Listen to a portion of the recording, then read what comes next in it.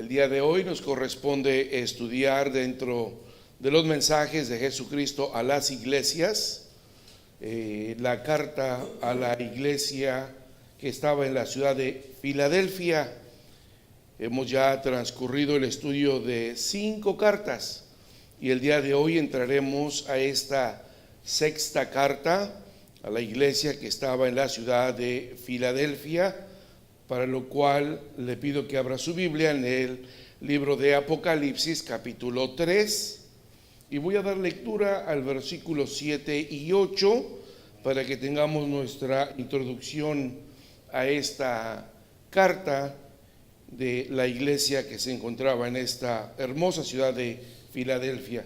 Dice el versículo 7: y escribe al ángel de la iglesia en Filadelfia: estas cosas dice el santo, el verdadero, el que tiene la llave de David, el que abre y ninguno cierra, y cierra y ninguno abre. Yo conozco tus obras. He aquí, he dado una puerta abierta delante de ti, la cual ninguno puede cerrar, porque tienes un poco de potencia, y has guardado mi palabra, y no has negado mi nombre. Bendito sea el Señor. Ocupen su lugar, hermanos, y el día de hoy estaremos poniendo nuestra atención en esta carta que el Señor Jesús le manda a la iglesia que se encontraba en esta ciudad de Filadelfia. Esta ciudad se encontraba aproximadamente a unas 30 millas al sureste de Sardis. Ese es el mapa que hemos estado mostrándoles ya por un tiempo, y esta era la ruta postal que existía desde el puerto principal, que era Éfeso, y corría esta ruta en esta dirección semicircular por las iglesias. Y ahora, estaremos viendo a la iglesia que se encontraba en esta ciudad de Filadelfia. Aquí tienen ustedes una fotografía también de una de las avenidas principales de esta ciudad, de lo que queda de las ruinas. El día de hoy estas ruinas quedaron ya dentro del centro de la ciudad moderna. Filadelfia ya no tiene ese nombre, ahora tiene un nombre moderno, y las ruinas han quedado dentro de esta ciudad moderna. Esta ciudad, por donde usted venga, va a encontrar la ladera de un monte, de un cerro, y en esa ladera se construyó esta hermosa ciudad de Filadelfia. Como fue una de las ciudades de construcción más reciente, pudiéramos decir que era la que tenía más adelantos tecnológicos en cuestiones del primer siglo. No es tan antigua como las demás ciudades. Algunos atribuyen su asentamiento a gente que venía principalmente de Esmirna, y que por cuestiones de comercio, al cruzar, como ustedes se pueden dar cuenta ahí, al cruzar en algún camino para acá, empezaron a hacer un asentamiento en este lugar, donde más tarde se construyó también una hermosa ciudad. Tenía varias ventajas esta ciudad. Por una parte, estaba cerca de un río importante, le permitía que tuviera siempre flujo de agua. Cerca también estaba de un volcán. Eso tenía un beneficio y un perjuicio. El beneficio era de que era una tierra muy fértil e ideal para el cultivo, sobre todo de la vid, como resultado del suelo volcánico, de su llanura, de sus terrenos, eran unos terrenos muy fértiles. Así es que esta ciudad pronto también se empezó a destacar por ser una ciudad de importancia agrícola. El problema es que, como tenía cercano también el volcán, que le favorecía a la tierra, también era una ciudad que frecuentemente tenía sismos. con frecuencia tenía temblores. Hay registros romanos que en ocasiones esos sismos llegaban a tirar por ahí algún edificio. En una ocasión derribó casi toda la ciudad y la gente de la ciudad prefirió salir a vivir un tiempo a las afueras de las paredes de la ciudad por temor a que las murallas cayeran sobre de ellos, el resto de los edificios cayeran sobre de ellos. Y entonces se destaca una ocasión donde por varios meses o años los habitantes vivieron fuera de los límites de la ciudad. Ahí hicieron su campamento por temor a que, estando dentro de la ciudad, viniera un fuerte temblor y terminara con la ciudad y también con ellos. Esta ciudad, como otras, también tuvo sus altibajos.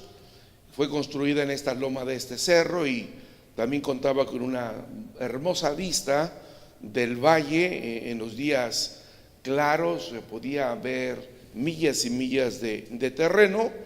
También tuvieron ahí una base militar, los romanos, que les permitía contemplar si venía el enemigo a grande distancia.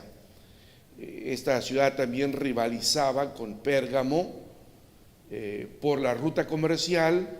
Filadelfia llegó a ser calificada como un buen centro de comercio, porque de ahí también, junto con la base militar que había, podían cubrir toda la región de Frigia, que es más hacia el noreste del país. Había monarcas que vivieron en esa ciudad, le dieron su importancia, le dieron su lugar dentro de la civilización. Tenían biblioteca, tenían anfiteatro también, muchas obras de arte se presentaban ahí. Esos eran los arcos de la entrada principal a la ciudad.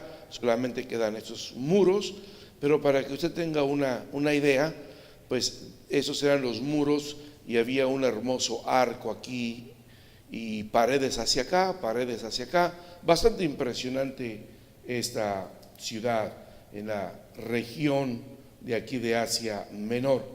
Entre sus habitantes había una mezcla de diferentes personas, de diferentes ciudades, regiones. Obviamente que la cultura que se destacaba era la helenista, que es la impresión griega, hablaban el griego y se dejaban llevar por el helenismo, todo lo de la cultura de los griegos. El dios principal de ellos, el dios patrono de la ciudad, era Dionisio, el dios del vino.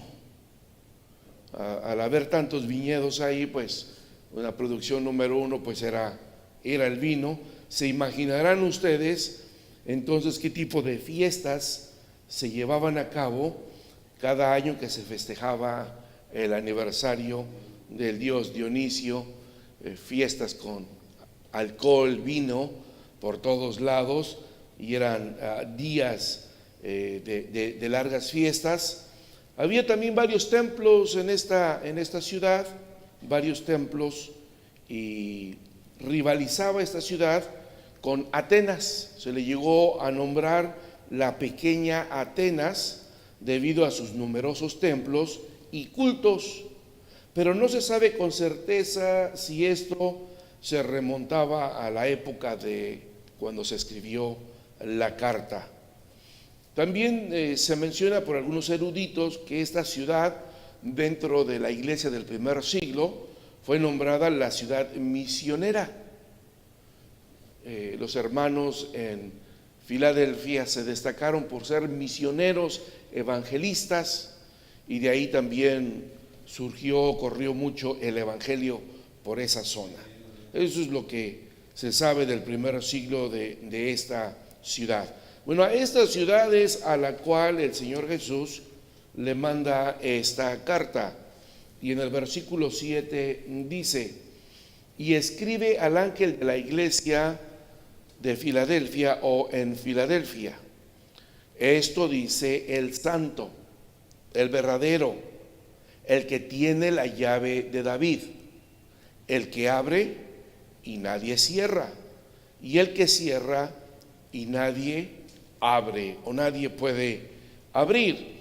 Es una manera muy hermosa de presentarse el Señor Jesús, pero Él se describe a sí mismo en diferentes cartas de diferente manera. En esta ocasión, la descripción que hace el Señor Jesús de sí mismo es una introducción muy apropiada de la carta a los habitantes de Filadelfia.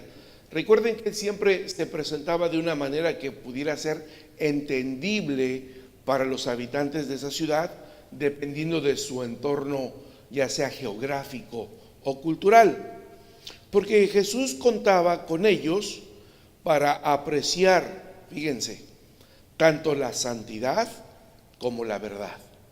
O sea, Filadelfia se está destacando por su santidad y por su fidelidad al Señor. Su santidad, su fidelidad y por predicar la verdad, hermanos. Desde ahí ya podemos empezar a ver que Filadelfia era una iglesia especial, hermanos.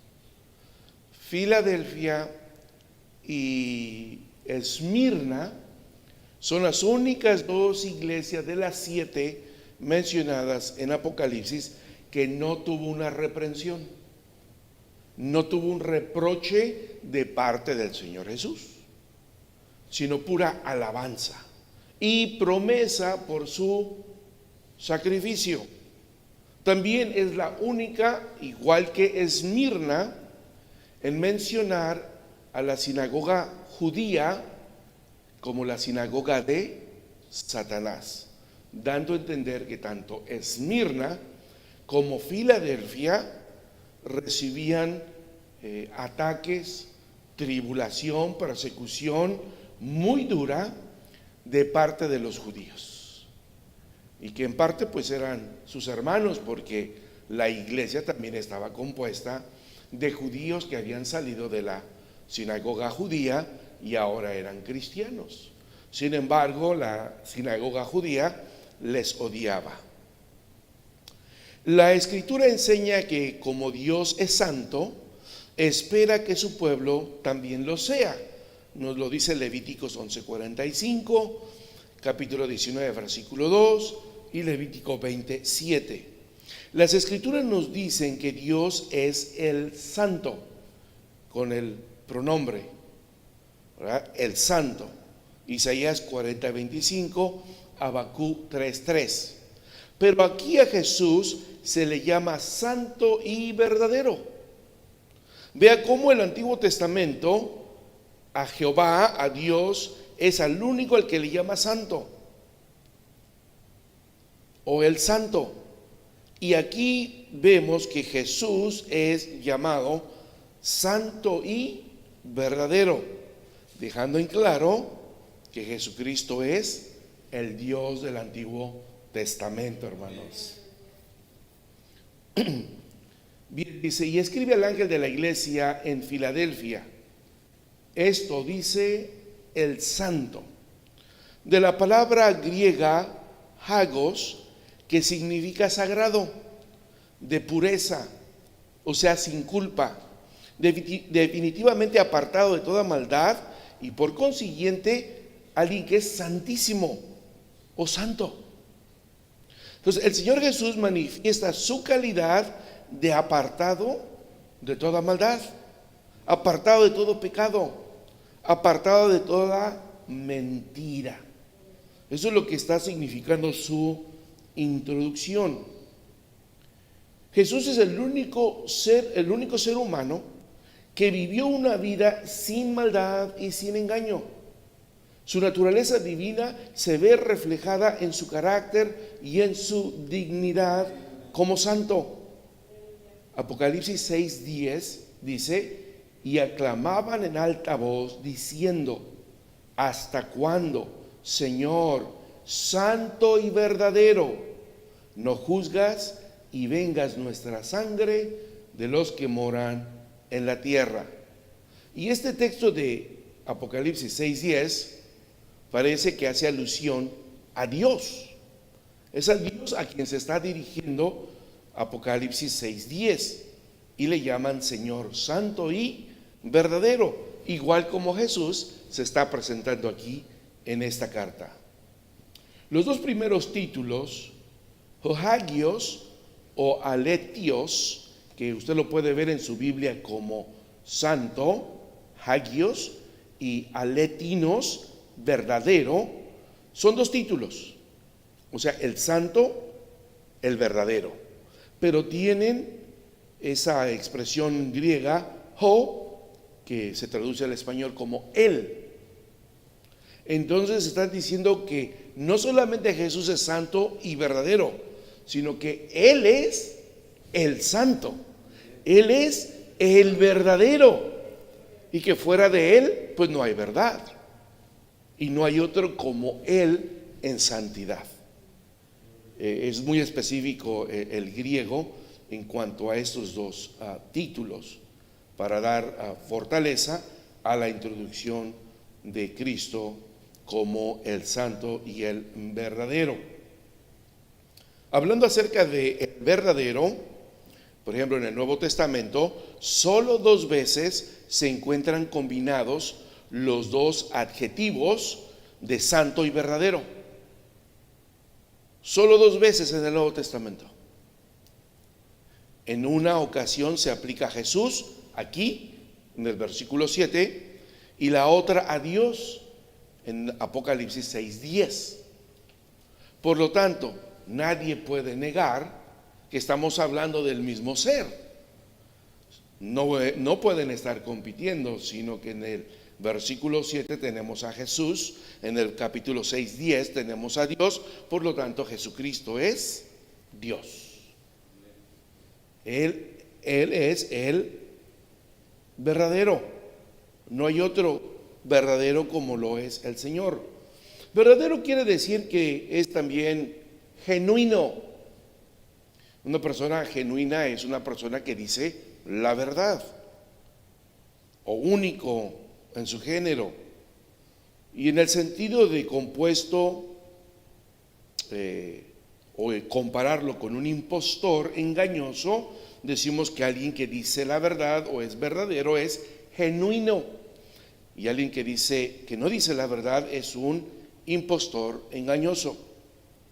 Jesús nunca viola su palabra, sino que cumple todas sus promesas.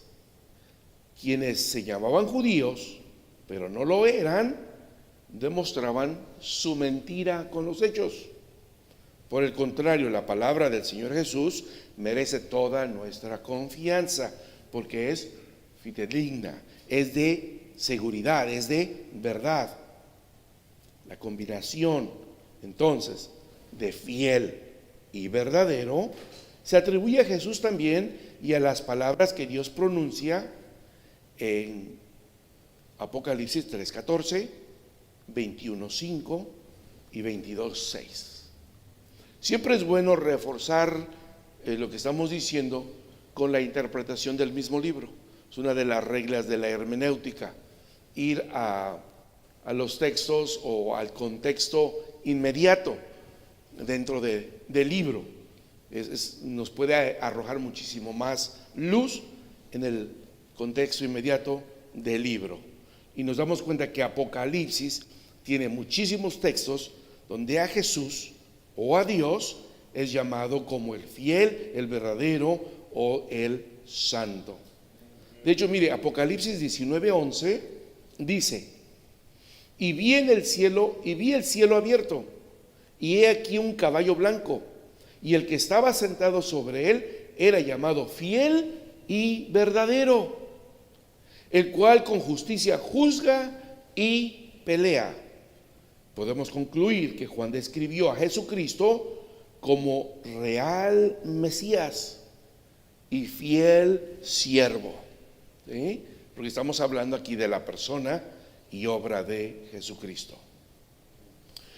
Bien, vamos adelante. Sigue diciendo el versículo: este que habla es el que tiene la llave de David. Esa expresión hace referencia a la humanidad de Cristo, la cual desciende de la familia real de David. En cuanto a la carne, el Señor Jesús es un descendiente de la familia del rey David. Y dice, Jesús tiene la llave de David, lo cual es una referencia directa a su linaje mesiánico, a la promesa que el Señor le hizo a David, que de él vendría el Mesías, el cual se sentaría en el trono de David su padre y reinaría para siempre. También las palabras están basadas en Isaías 22:22.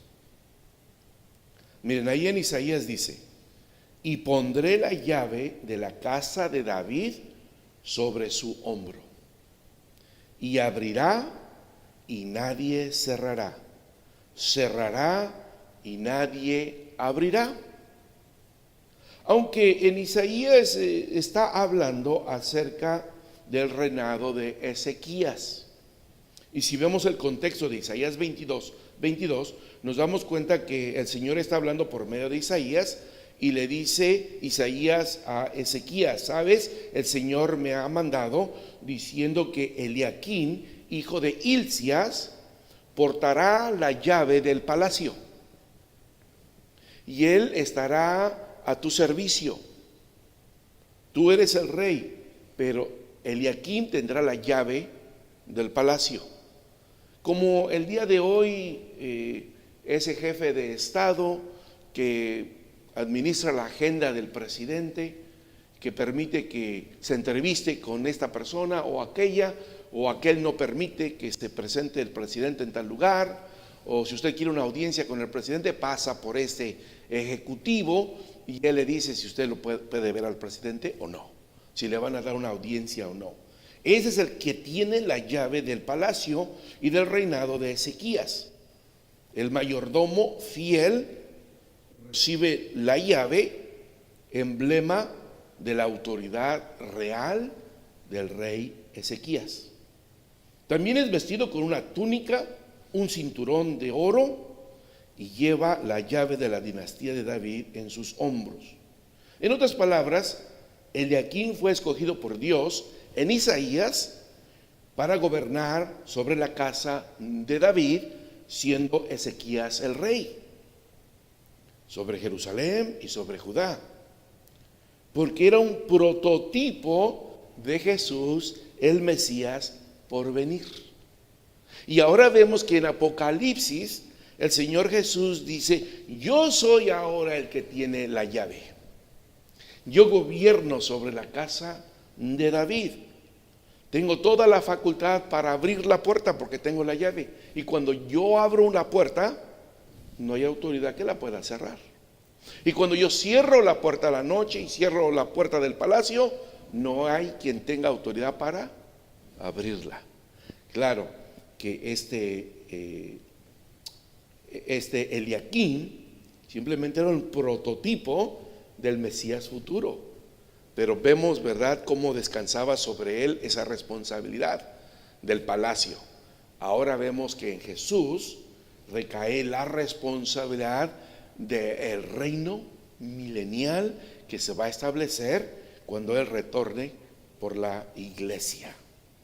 Por eso está diciendo, yo tengo la llave de David. Ahora note que dice la llave, a diferencia de en otro texto donde dice, y tengo las llaves del infierno y de la muerte, ¿no?, del Hades y de la muerte.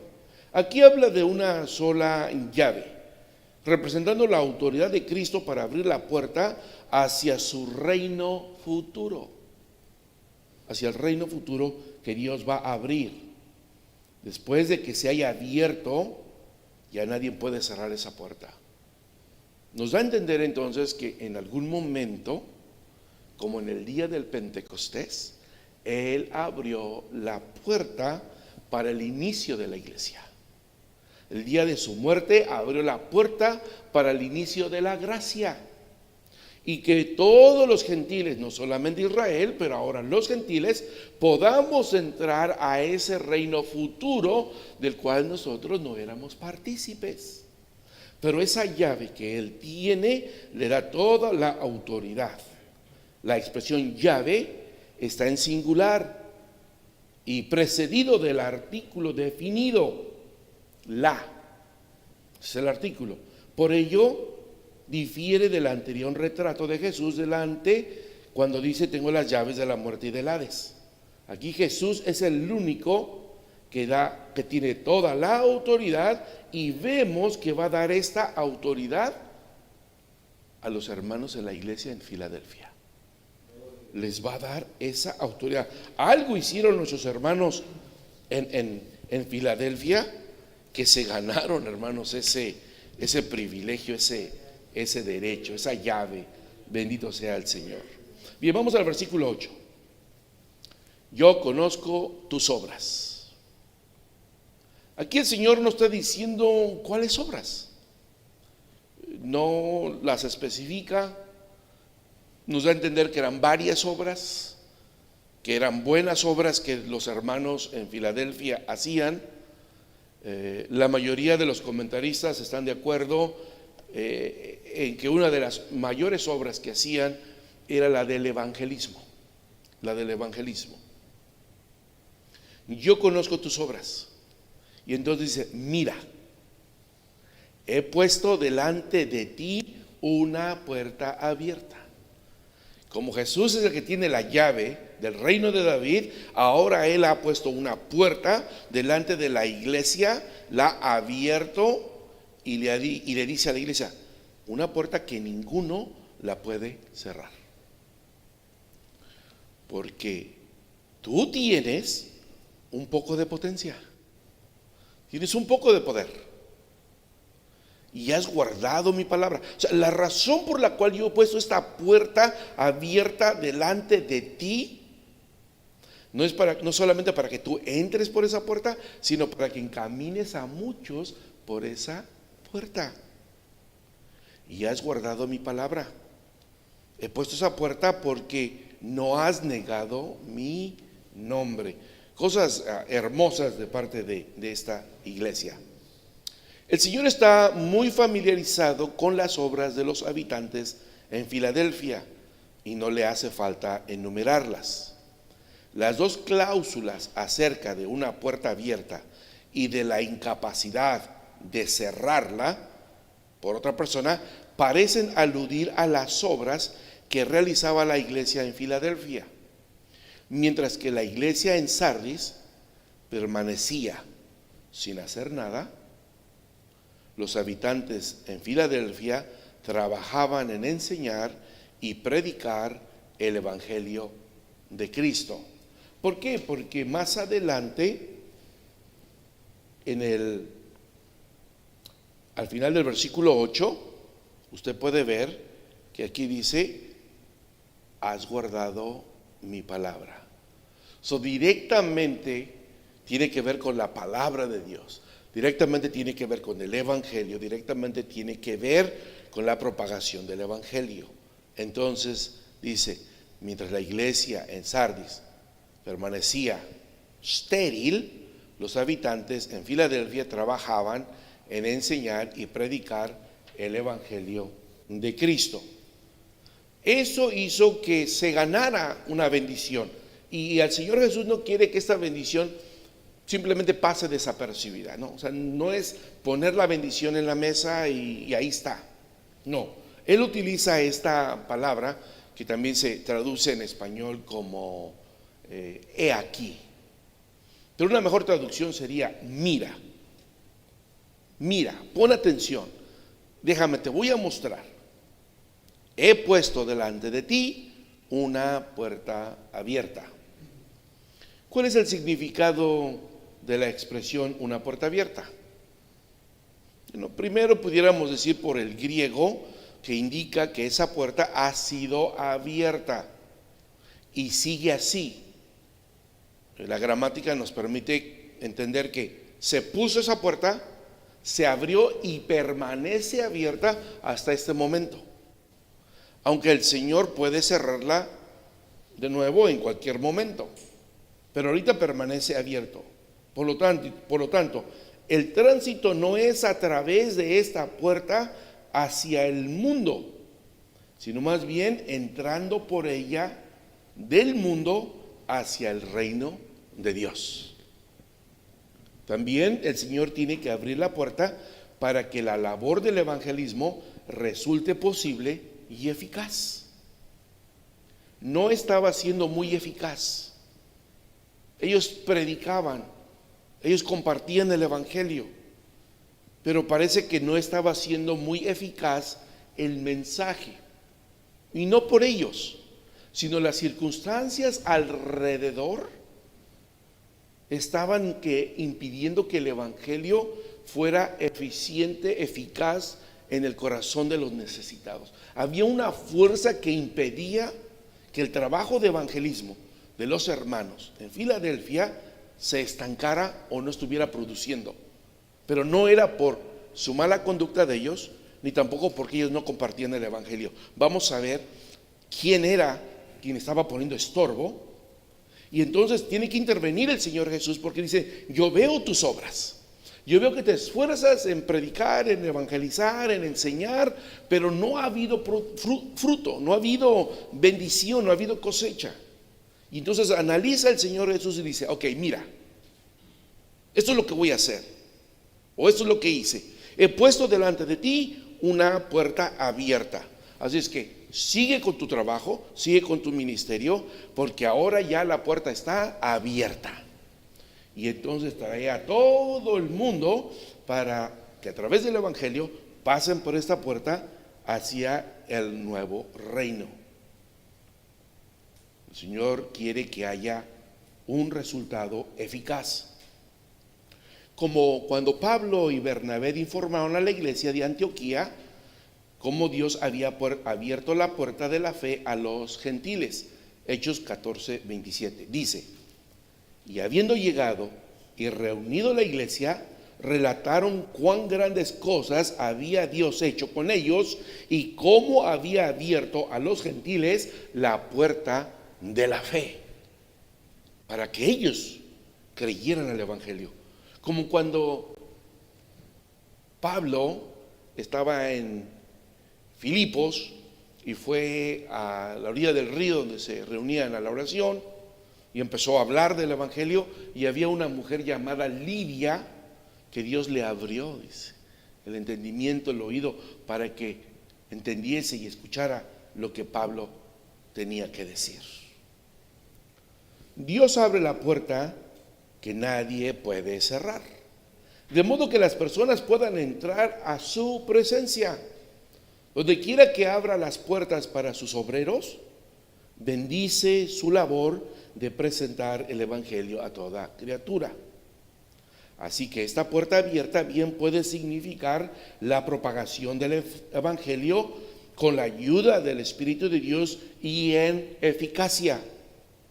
Porque Dios no quiere la muerte del pecador, sino que se arrepienta y que tenga vida eterna.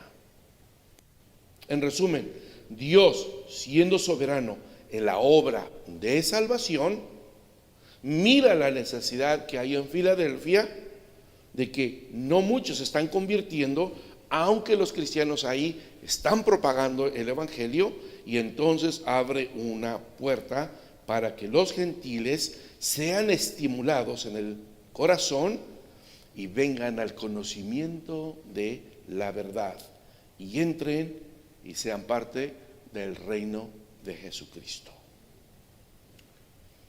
¿Por qué arribamos a esa conclusión? Porque dice el texto: porque tienes un poco de potencia. Estás trabajando, estás haciendo tu labor, pero tienes un poco de potencia. Entonces, como tienes un poco de potencia, yo necesito entrar en acción, dice el Señor. Algunos comentaristas como Kistemaker, Hendrickson y MacArthur opinan que la referencia es al pequeño número de creyentes que permanecen fieles a Jesucristo y que pudiera ser Y pudiera ser correcta esta opinión por Lucas 12:32, que habla de un pequeño rebaño. No estoy muy convencido al respecto. Yo creo que esta expresión no tiene nada que ver con el número de creyentes fieles en Filadelfia, ni siquiera con el número de creyentes. Creo que tiene que ver con la eficacia del evangelio, que no estaba produciendo los resultados que los hermanos querían, haciendo ellos su mejor esfuerzo. Necesitaban la ayuda del Espíritu Santo, la ayuda de Dios, para que este evangelio penetrara en aquel corazón de piedra de los inconversos.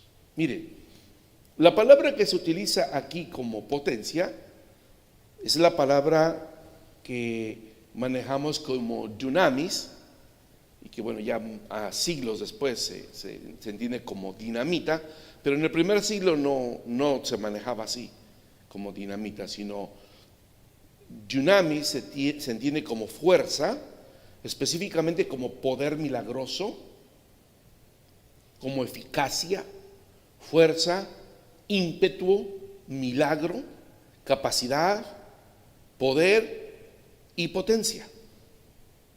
Entonces, si la traducción es potencia, entendemos en el diccionario que potencia es la acción, la habilidad de ejercer un movimiento. O sea, la capacidad que tiene énfasis en función y en acción. Nada que ver con la cantidad de hermanos que pudieran estar en la ciudad, sino con el efecto que está teniendo la predicación del evangelio en la ciudad. Y parece que el Señor Jesús dice: mira, estás trabajando, tienes obras, pero tienes un poco de potencia. Tu predicación y la propagación del evangelio no tienen potencia. Por eso voy a abrir esa puerta delante de ti, para que con tu predicación muchos más ahora vengan al conocimiento. También entendemos que se está refiriendo a que poco efecto o influencia tenían la iglesia cristiana en la ciudad de Filadelfia. Había poca influencia, y siendo que estaban perseguidos y señalados por la sinagoga de los judíos, pues eso hacía que restara aún mucho más la eficacia de su predicación, porque era un grande problema la sinagoga de los judíos. Mire, también porque cuando el apóstol Pablo rogó al Señor que removiera el aguijón de su carne, el Señor Jesús le respondió lo siguiente al apóstol Pablo: bástate mi gracia, porque mi potencia, mi dunamis, mi fuerza, en la flaqueza o en tu flaqueza se perfecciona. Por tanto, de buena gana me gloriaré más bien en mis flaquezas, porque habite en mí la potencia de Cristo. Entonces entendemos que los hermanos en Filadelfia reconocieron que no tenían esta potencia, aunque tenían el buen deseo, y esperaron mejor en la potencia de Cristo, en la eficacia del poder del Espíritu Santo, para que el poder del Señor se manifestara a través de la flaqueza de ellos. Y ahora sí empezaron a tener mucho más éxito en su evangelismo o en la conversión de los gentiles. Y continúa el Señor diciendo: y has guardado mi palabra, y no has negado mi nombre. También los creyentes de Filadelfia se caracterizaban por obediencia, hermanos. Guardaban ellos la palabra de Cristo, al igual que el siervo de Dios Job. Podían decir: del mandamiento de sus labios nunca me separé. Guardé las palabras de su boca más que mi comida, dijo Job en el capítulo 23, versículo 12. Demostrando que, hermanos, no es suficiente solamente escuchar o conocer la palabra de Dios, sino que es más importante obedecerla. Aquí vemos, hermanos, dos alabanzas que sirven para estimular el espíritu de este rebaño de creyentes en Filadelfia. Por una parte han guardado la palabra de Jesús y por otra parte no han negado su nombre. Estos dos se presentan en forma contrapuesta, en una misma estructura paralela, porque por un lado, primero, la expresión has guardado mi palabra es una perspectiva positiva que alude al Evangelio, y por otra parte la segunda es negativa, no has negado mi nombre. Sin embargo, la combinación de estas dos hacen que el Señor Jesús actúe en su favor. Juan 14:21 dice, ahí Jesús dijo, el que tiene mis mandamientos y los guarda, aquel es el que me ama, y el que me ama será amado de mi Padre, y yo le amaré y me manifestaré a él. Entonces esto es lo que tenían los hermanos en la iglesia de Filadelfia. Guardaban los mandamientos del Señor, los tenían, los guardaban, los obedecían, por lo tanto el Señor los amaba. Porque guardar la palabra de Jesús no implica que deberían ocultarse, hermanos, a la vista, sino que deberían protegerse contra cualquier transformación del mundo. ¿Sí? Por una parte dice, has guardado mi palabra, predicas, y por otra parte no has negado mi nombre. ¿Por qué? Porque sales a la calle y el mundo no te contamina, el mundo no te moldea a ti, el mundo no te transforma. No negar el nombre significa honrarlo y al mismo tiempo dar a conocer la revelación de Jesucristo a todos. La palabra y el nombre de Jesús se refieren a la revelación especial de Dios que expresa tanto el Evangelio en preceptos como la observancia del pueblo a la palabra y obra del Señor Jesús. En Proverbios 39 nos dice, para reforzar este criterio, no sea que me harte y te niegue y diga, ¿quién es Jehová? O no sea que siendo pobre hurte y blasfeme el nombre de mi Dios.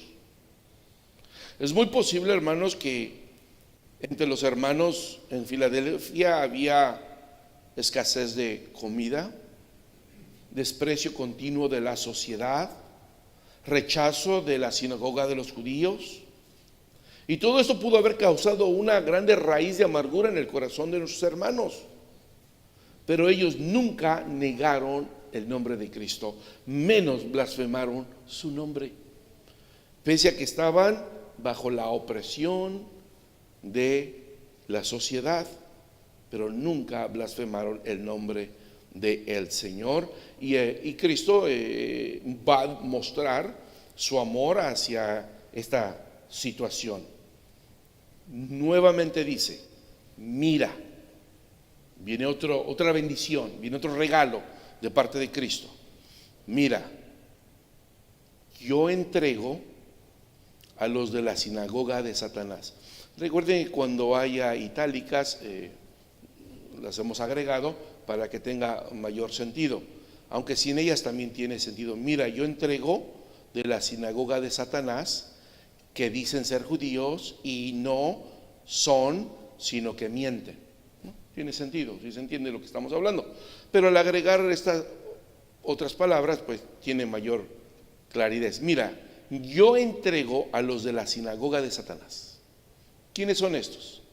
A los que se dicen ser judíos, pero no lo son, sino que mienten, se autonombran hijos de Dios, del pueblo de Dios, del pueblo de Abraham, pero no lo son. O sea, sí lo eran en cuanto a la raza, en cuanto a la sangre, y sí iban a la sinagoga. Pero ¿por qué es que el Señor le llama a ellos más adelante la sinagoga de Satanás. Dice, a estos que son de la sinagoga de Satanás, no la sinagoga judía,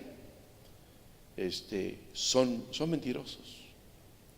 Dice, mira, yo haré que vengan y se postren delante de tus pies y sepan que yo te he amado. Va a haber un cambio aquí de dirección de parte del Espíritu Santo. El Señor va a actuar milagrosamente en la ciudad de Filadelfia. Va a traer a los judíos que no son judíos, que se dicen ser judíos, pero son mentirosos porque odian a los cristianos, y los va a traer a cuentas. Va a reivindicar la iglesia dentro de la ciudad, porque va a humillar a estos falsos judíos. Esa es la expresión, y los traeré que se postren delante de tus pies. Es una humillación, los va a humillar, los va a poner por el suelo, para entonces levantar a la iglesia de Jesucristo en la ciudad de Filadelfia. Va a humillar a los que humillan al verdadero pueblo de Dios, y a los que se creen pueblo de Dios serán humillados. Asombrosamente vemos que Cristo prometió que algunos de los mismos judíos que estaban persiguiendo a los cristianos en Filadelfia vendrían y se postrarían a sus pies y reconocerían que Dios los había amado. Inclinarse ante los pies de alguien refleja una derrota total y total sumisión. Esto parece una clara referencia también a Apocalipsis 2:9.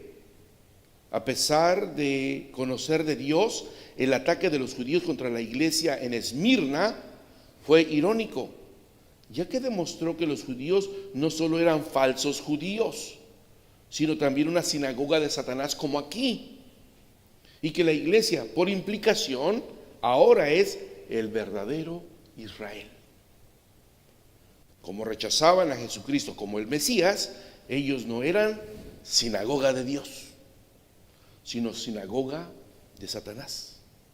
Aunque decían que eran judíos, esa afirmación era una mentira. Racialmente, culturalmente y ceremonialmente parecían ser judíos, pero espiritualmente ya no lo eran. Y eso es lo que confirma el apóstol Pablo en Romanos 2:28. Ahí dice, porque no es judío el que lo es en manifiesto, o sea, el que lo dice, ni la circuncisión es la que es en manifiesta en la carne, mas es judío el que lo es en lo interior, y la circuncisión es la del corazón, en espíritu, no en letra, la alabanza del cual no es de los hombres, sino de Dios. Los judíos se jactaban de ser el pueblo escogido de Dios, con quien había establecido un pacto. Pero ahora Jesús dio a entender que habían perdido ya el derecho de llamarse su pueblo. Se volvieron instrumentos en las manos de Satanás, quien como señor suyo los utilizaba para socavar y, de ser posible, destruir la iglesia. Estos eran los que impedían y a toda costa socavaban el evangelio y querían la destrucción de la iglesia. Por eso la iglesia no avanzaba en la evangelización, y el Señor tuvo que intervenir y abrir esa puerta. Si mira, yo entrego a los de la sinagoga de Satanás. Ellos van a venir y van a postrarse porque son falsos. Ya no es la verdadera sinagoga. Ahora nosotros somos el verdadero Israel, o el Israel espiritual. Mira, yo haré que vengan y se postren delante de tus pies. La frase los haré para que vengan y se postren delante de tus pies es una alusión colectiva a Isaías 45:14, Isaías 49:23, Isaías 60:14 y el Salmo 86:9. Todo esto era profético, hermanos. aunque la profecía se tenía que cumplir en Israel. Y los que iban a postrarse a los pies del pueblo de Israel eran los gentiles. Pero se invirtieron los papeles, hermano. Miren, Isaías 60:14. Jehová le dice a Israel: vendrán a ti humillados los hijos de los que te afligieron, y a las pisadas de tus pies se encorvarán todos los que te escarnecieron, y llamarte han ciudad de Jehová. Te llamarán Sión del Santo de Israel. Esta era la promesa que tenía Israel de parte de Dios. Pero como Israel fue desobediente, cuando vino el Mesías, lo mataron, lo despreciaron, lo desecharon, odian a la iglesia de Jesucristo, los papeles se han invertido. Ahora Israel va a venir a los pies de la iglesia de una manera humillada, porque reconocerá que nosotros hemos recibido al Mesías, al Cristo, y que entraremos primero que ellos a las bodas del Cordero. Y sepan, y ustedes van a saber y ellos van a saber que yo les he amado, dijo Jesús. En Israel se va a dar cuenta. Por eso es que acertadamente creemos que la parábola del hijo pródigo tiene referencia con el pueblo de Israel y con el pueblo judío. El hijo pródigo es el pueblo gentil que salió de la presencia de Dios y cayó en las peores cosas, en los peores muladares. Y el que quedó en casa fue Israel, porque Dios escogió a Abraham, a Isaac y a Jacob. El hijo que queda en casa es Israel.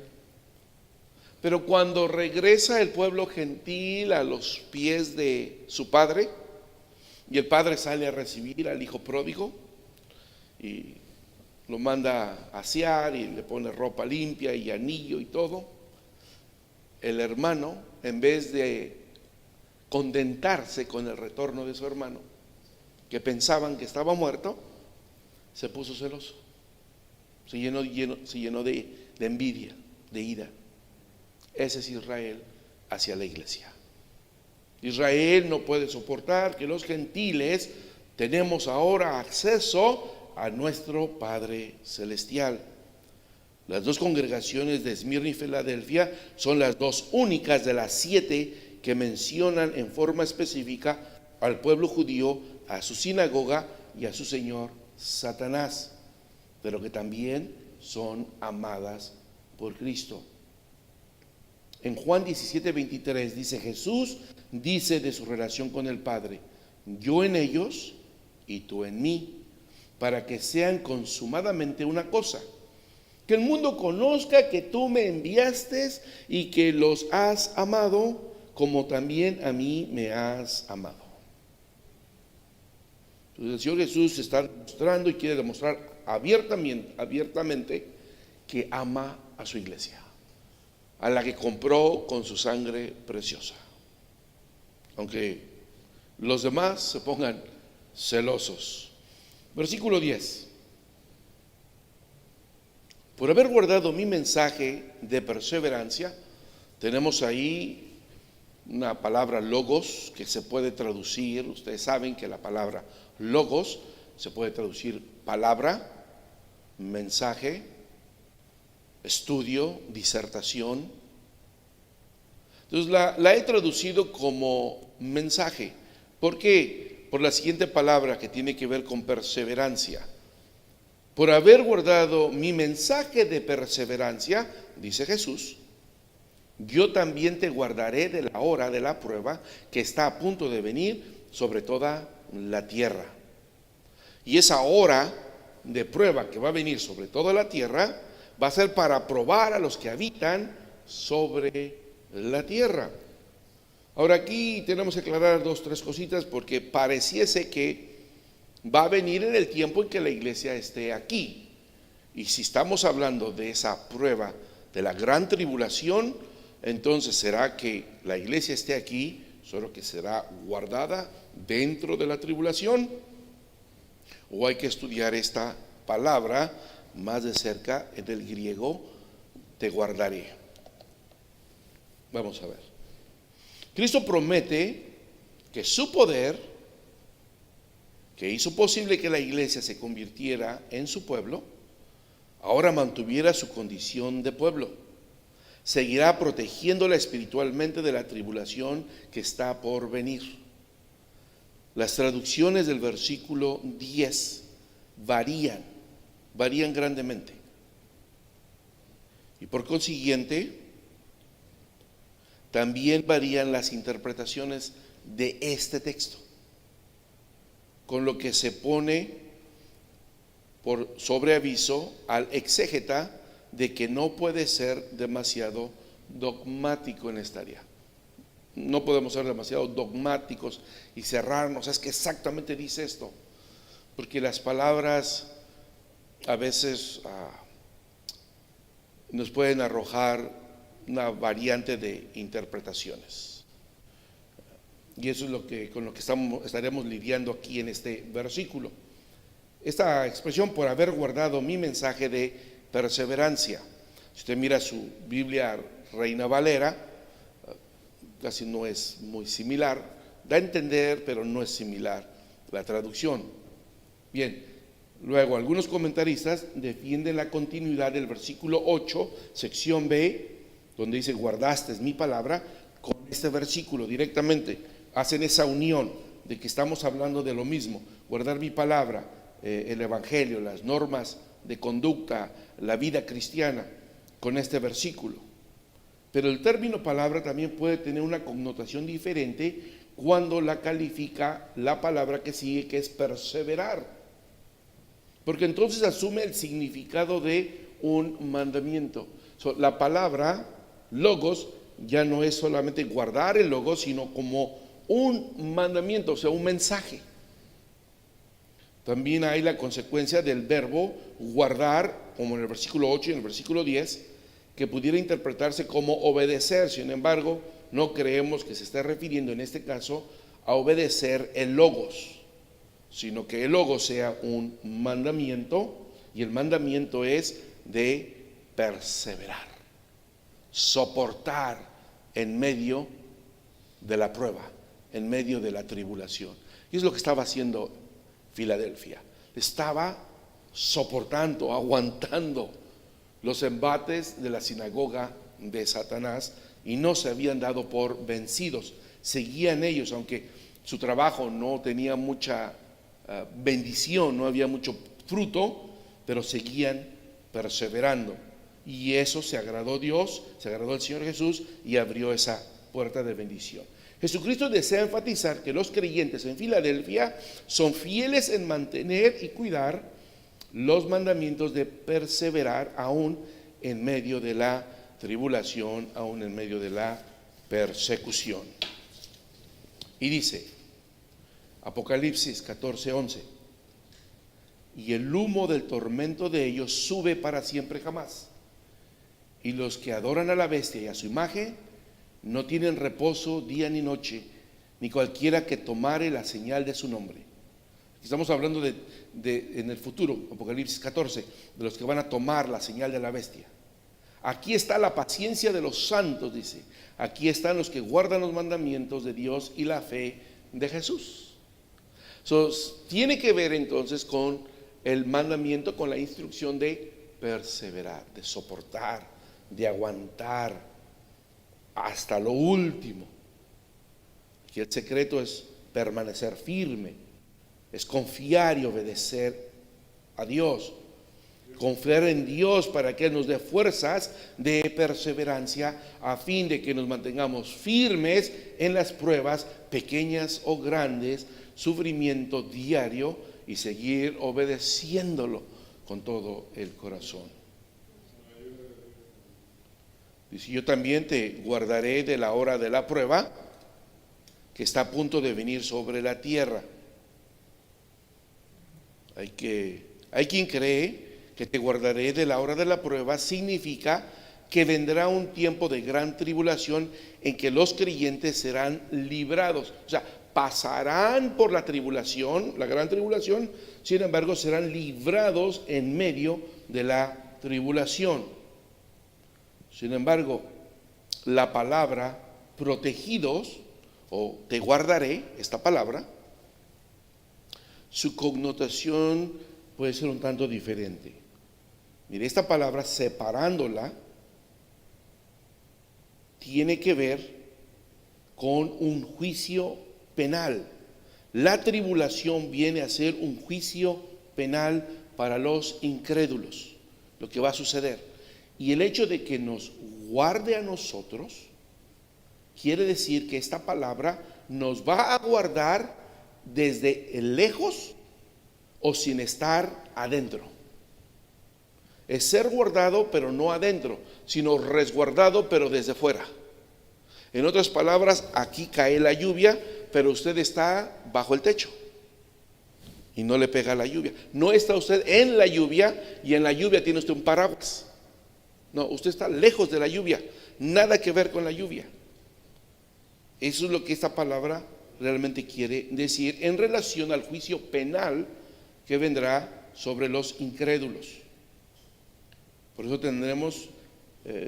tiene mayor referencia al saber que el Señor librará a la iglesia desde lejos o de fuera y no desde dentro. Lo que esta palabra quiere decir, te guardaré, es que te guardaré desde fuera, no desde dentro, desde lejos, no estando adentro. Y esta prueba va a venir a los habitantes de la tierra, una frase empleada por término técnico en el libro de Apocalipsis para los incrédulos directamente. Entonces la iglesia no puede estar aquí porque la prueba sobre los habitantes de la tierra no puede incluir a los creyentes por los términos técnicos que se aplican en la gramática griega. Tiene que ver directamente con los incrédulos y aquí tenemos una serie de evidencias en las escrituras y en el mismo libro. ¿Por qué? Porque la cuestión va a ser dura. Apocalipsis 8:13 dice: y miré y oí un ángel volar por medio del cielo, diciendo en alta voz: ay, ay, ay de los que moran en la tierra.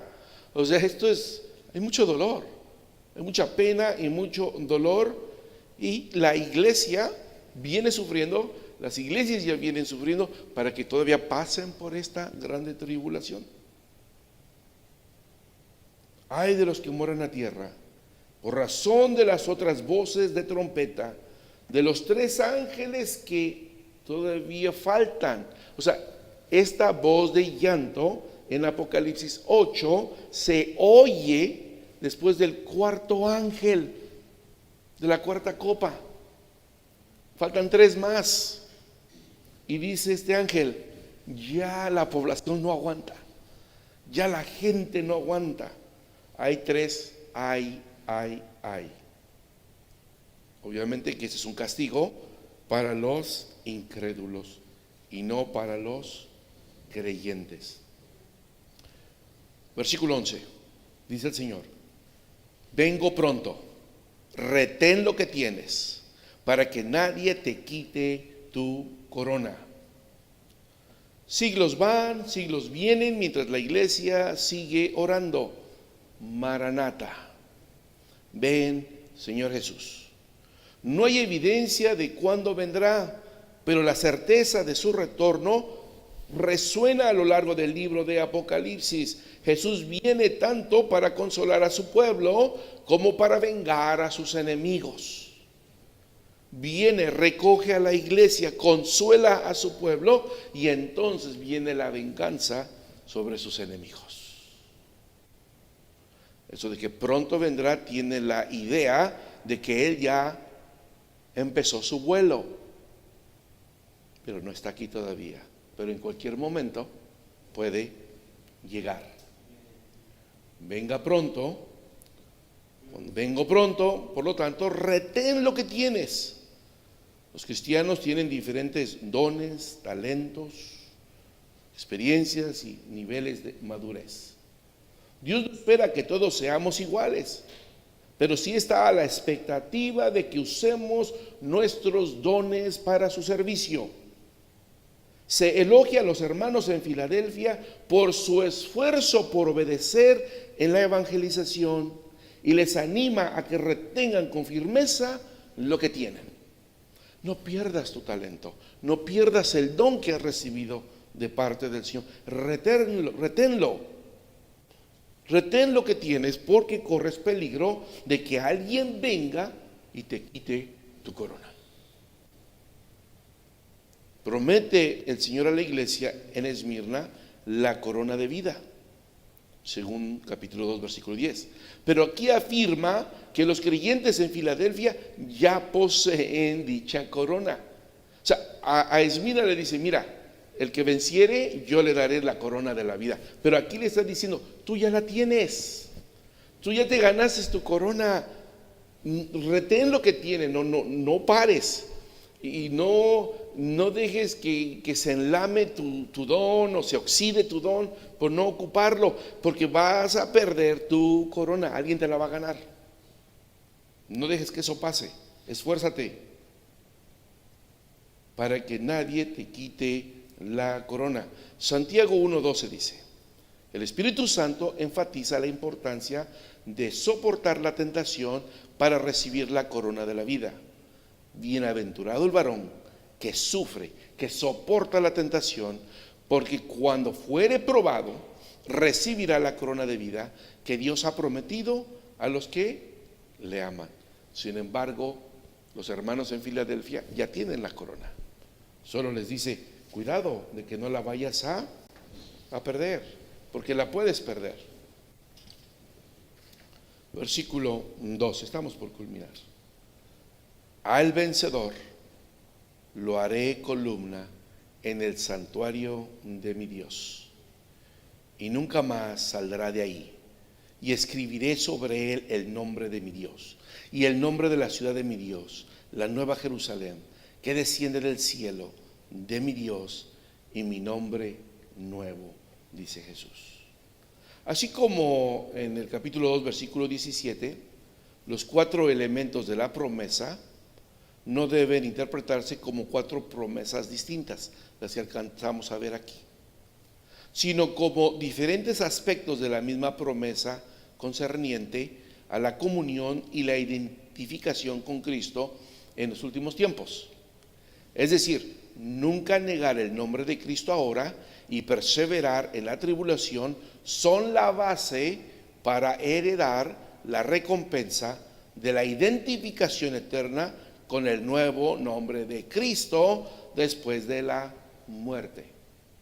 Este es el único lugar donde aparece que Cristo recibirá un nuevo nombre. Conocemos a Cristo a través de las Escrituras. Sus discípulos lo conocieron en su ministerio terrenal, pero cuando lo veamos en el cielo tal como Él es, sabremos realmente cómo es Él y su nombre. Es algo, hermanos, maravilloso, algo hermoso. Al vencedor yo lo haré columna en el santuario de mi Padre. Esta expresión tiene una relación especial con la firmeza de carácter o la fidelidad de los principios de Jesucristo. Pudiéramos aquí decir que, hablando de los pilares, de las columnas, la función simbólica de estos enormes y magníficos postes probablemente era indicativo de que el Señor los había atravesado el día que levantaron estas columnas en el templo de Salomón. Y ahí entró la presencia del Señor hasta el lugar santísimo. Entrando el Señor en el templo y habitando en medio de su pueblo. Además, estos monolitos, estos columnas de piedra que no soportan el peso del edificio, simbolizan por su grande tamaño y masa la grandeza y estabilidad de Dios, y al estar adornadas junto a la presencia del Señor se sienten pequeñas, porque esas grandes columnas, que una se llamaba, creo que Joacim, y la otra se llamaba Boaz, me parece que una quiere decir Él establece, y la otra parece que significa en Él hay fuerza. Eran esas dos columnas en el templo de Jerusalén, adornadas, hermosamente adornadas, por donde entró la presencia de Dios. Ahora, ¿qué significa para nosotros el que al vencedor Cristo lo hará columna en el santuario de Dios? No porque estaremos cargando el edificio, sino que es una manera de decir que el Señor pasará entre nosotros.